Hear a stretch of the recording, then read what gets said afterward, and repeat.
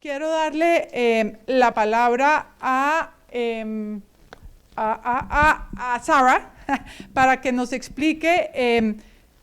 a Carolina. Ok, primero a Carolina, perdón, para que nos presente un poco el panorama desde Colombia. Muchas gracias. Y Carolina, muy bienvenida y gracias por estar acá. Claro, muchísimas gracias.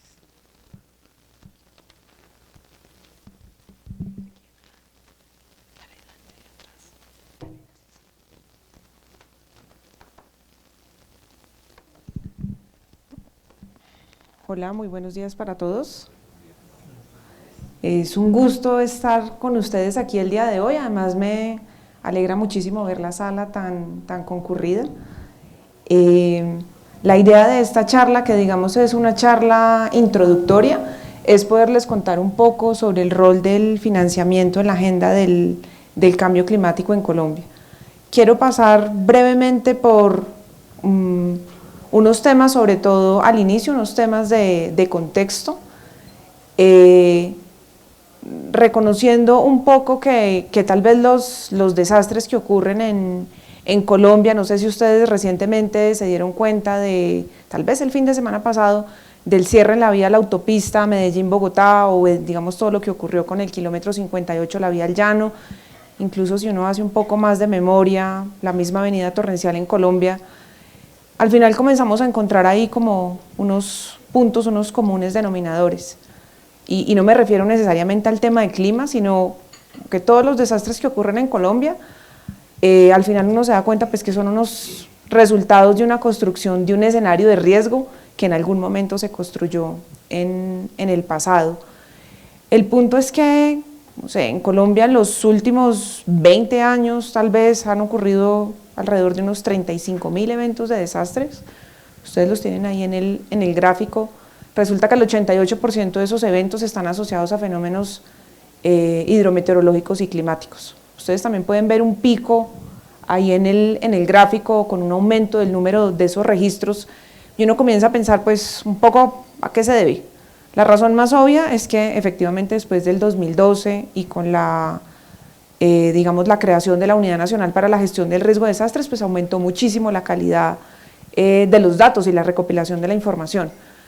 Segundo, pues porque evidentemente está aumentando tanto la población como los bienes expuestos. Pero tercero, y sobre todo, digamos que es el tema que nos interesa, es que sí ha habido un cambio en el patrón del comportamiento, por lo menos de las variables temperatura y precipitación, que digamos sí explican un poco el porqué de esos desastres y por qué esa tendencia frente a los eventos hidrometeorológicos. Ahora, es un poco frente a lo que ha ocurrido en el pasado. La cosa es que si nos ponemos digamos en las situaciones actuales nos damos cuenta que el país tiene unas condiciones de vulnerabilidad alta, sobre todo en términos de infraestructura. Entonces ustedes ven un poco aquí las cifras, el 13% de la población del país, es decir, 6,7 millones de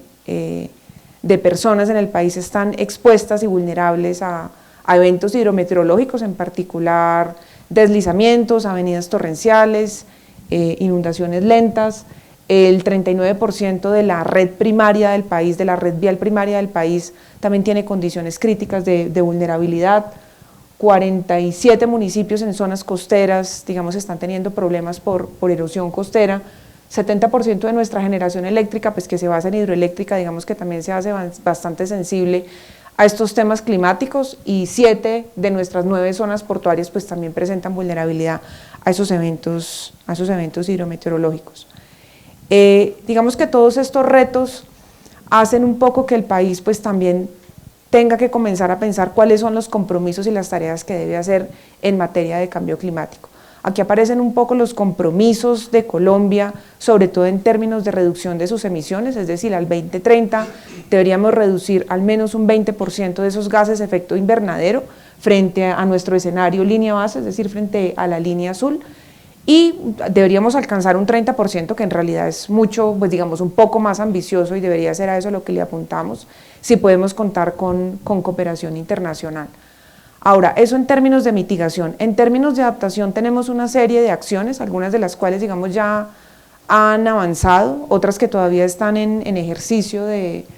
que se materialicen, es decir, deberíamos tener un 100% del territorio con sus planes integrales del cambio climático.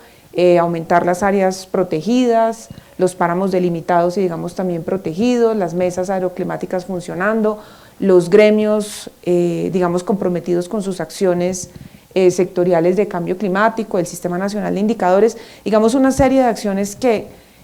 son como los acuerdos que hace Colombia, pues digamos tanto a nivel nacional como en el marco del Acuerdo de París. La cosa es que digamos Colombia ha madurado en el sentido de su plataforma institucional, también su plataforma normativa y los instrumentos que son los que nos permiten hacer que podamos ir alcanzando esas metas, esos compromisos y sobre todo ir movilizando esos recursos que nos van a permitir pues cumplir con esos resultados. Nosotros contamos con un Sistema Nacional de Cambio Climático, que es lo que se llama el SISCLIMA, de ahí hacen parte 12 entidades, casi todos los ministerios, obviamente hace parte el Departamento Nacional de Planeación, la Unidad Nacional para la Gestión del Riesgo, Fondo de Adaptación, y este SISCLIMA tiene como dos instancias, una instancia nacional, que es lo que llamamos la Comisión Intersectorial de Cambio Climático o la SIC, y digamos una instancia territorial que son los 9 nodos de cambio climático, que digamos son los que hacen pues presencia en cada uno de los departamentos y municipios. Además esta SIC tiene otras 4 comisiones que digamos son las que van permitiendo como movilizar estos temas, una técnica, una que trata temas de comité de información, la que trata los asuntos internacionales, pero en particular hay una que nos interesa sobre todo el día de hoy y es el Comité de Gestión Financiera. Pues digamos porque son los que han permitido que todos estemos aquí reunidos el día de hoy.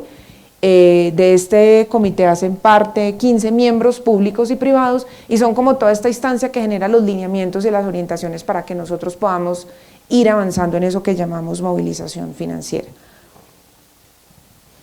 Ahora, digamos que eso es como el esfuerzo o los avances en términos institucionales, normativos,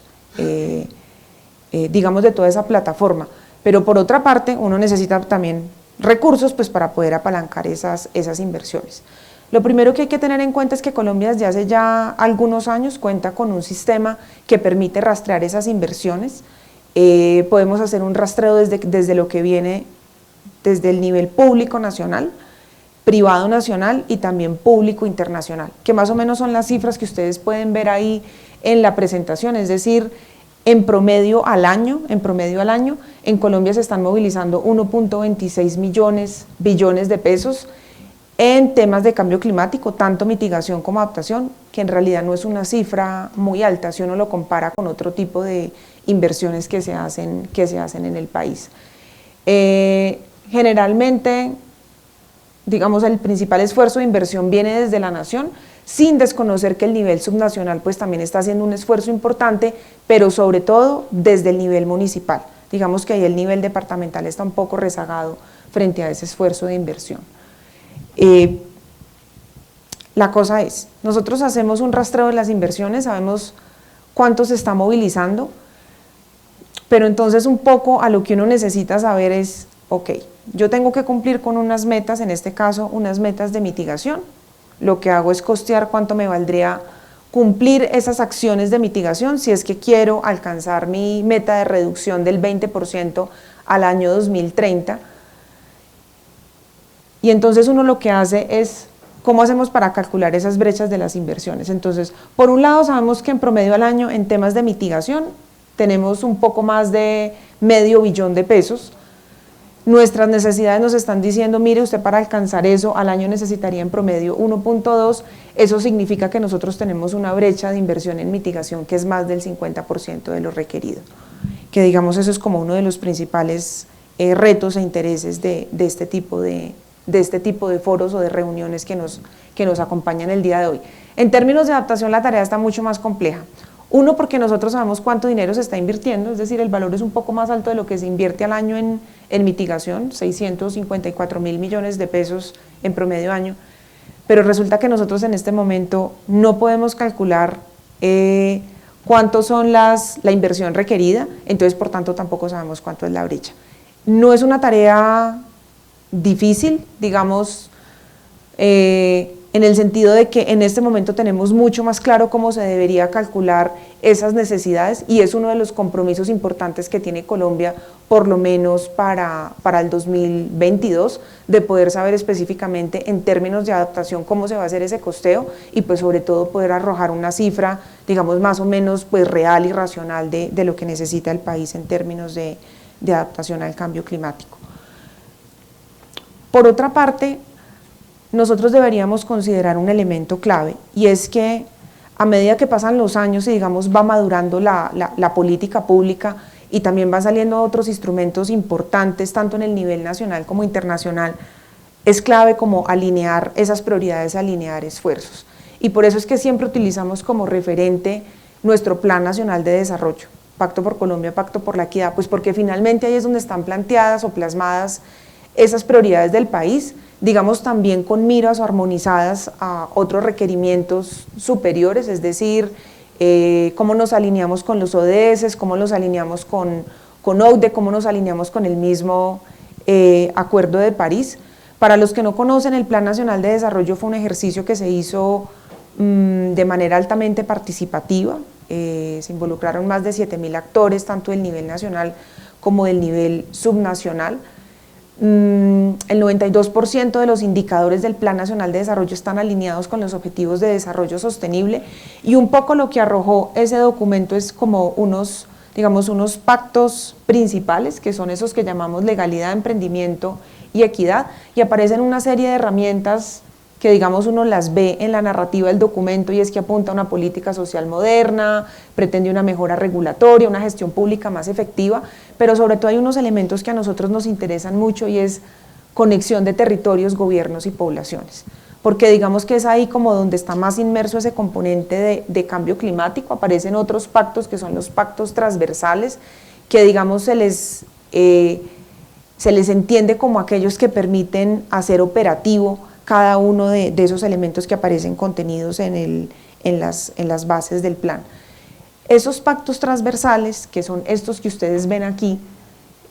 sostenibilidad, minero energético, servicios públicos, grupos étnicos, conexión de territorios, digamos hay algunos que son como más tradicionales en términos de los sectores del desarrollo, otros tal vez que es la primera vez que los vemos en un plan nacional, pero sobre todo tengan en cuenta una cosa. La mayoría de los temas de cambio climático quedaron, digamos, articulados a esto que nosotros llamamos el Pacto por la Sostenibilidad, pero eso no significa que el tema ambiental esté todo ahí. La verdad es que tiene un enfoque bastante transversal al desarrollo y en todos los sitios donde ustedes ven estas estrellitas, no muy bonitas, es donde encuentran elementos relacionados con temas ambientales y compromisos de los sectores. Rápidamente, lo que les quiero mencionar es que en este Pacto por la Sostenibilidad, que digamos básicamente lo que hace es, o su propósito es buscar ese equilibrio entre la conservación y la producción. Es decir, y por eso es que se llama así, producir conservando, conservar produciendo, tiene 4 objetivos fundamentales. Uno, cómo hacemos para incorporar criterios ambientales en los sectores, que digamos es como la primera línea o tal vez la línea más gris del Pacto por la Sostenibilidad. Tiene algunas estrategias como relacionadas con los planes integrales de cambio climático, toda nuestra estrategia de economía circular o incrementar la generación de energías renovables no convencionales, y estas son algunas de las metas específicas que aparecen en el documento. Es decir, esta meta de nuestro compromiso de reducir los gases efectos invernaderos o de aumentar la tasa de utilización de residuos o el tema de la generación de energías. Luego aparece toda una línea que es la relacionada con la biodiversidad y los recursos ecosistémicos, que tal vez es como la línea más verde del pacto. Ustedes encuentran estrategias relacionadas, uno con el tema del Consejo de Lucha, de Control de la Deforestación y Delitos Ambientales, pues que como ustedes saben, digamos, es uno de los principales objetivos del gobierno. El tema de los acuerdos de cero deforestación con diferentes actores del sector privado, todo nuestro programa nacional de pago por servicios ambientales y el impulso a la economía forestal y forestería comunitaria, que digamos tiene un indicador específico en el Plan Nacional de Desarrollo referido a cómo hacemos para aumentar ese porcentaje de participación de la economía forestal en el PIB.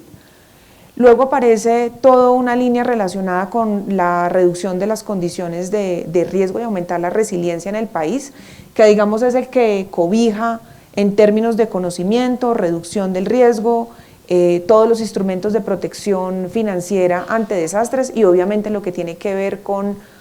la movilización de recursos tanto para la gestión del riesgo como para el cambio climático, con indicadores como la necesidad de reducir la tasa de afectados por fenómenos hidrometeorológicos o los sistemas productivos adaptados al cambio climático, incluso el hecho de que al 2022 se espera que todos los departamentos del país hayan implementado por lo menos una de sus acciones, digamos, importantes en términos de adaptación. Y finalmente, queda, digamos, el ejercicio de cómo hacemos para movilizar todo este tipo de acciones, es decir, para movilizar esos otros 3 líneas que les acabo de mencionar, y es que para ello necesitamos una institución ambiental moderna, que digamos ese es como el último de los propósitos del pacto, y solamente por mencionar pues está todo lo que tiene que ver con el fortalecimiento a las corporaciones autónomas, cómo hacemos para hacer mucho más eficiente el tema de las licencias ambientales en el país, y digamos todo este tema que tiene que ver con la resolución de conflicto y la presencia en territorio de parte del sector ambiental y digamos muy articulado a los demás sectores del desarrollo.